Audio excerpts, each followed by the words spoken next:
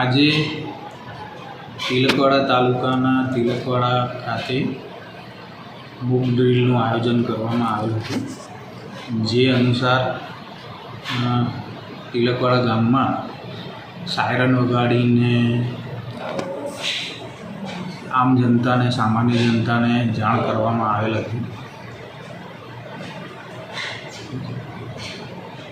તાત્કાલિક ઇમરજન્સીની પરિસ્થિતિ ઉપસ્થિત થાય તો શું કરવું, તેના માટે સાયરન વગાડવામાં આવેલ હતી.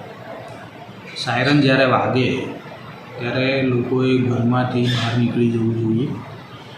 રાત્રે જ્યારે સાયરન વાગે ત્યારે તમામ મોબાઈલ, લાઇટ બધું બંધ કરી દેવું જોઈએ અને વીજળીથી ચાલતા તમામ ઉપકરણો બંધ કરી દેવા જોઈએ.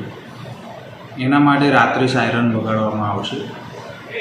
આપણે ઈચ્છીએ કે ઇમરજન્સીની કોઈ પરિસ્થિતિ ઉપસ્થિત ના થાય, પણ જો ઇમરજન્સીની પરિસ્થિતિ ઉપસ્થિત થાય તો શું કરવું, એના માટે આજે એક મોક ડ્રીલ કરવામાં આવેલ હતી.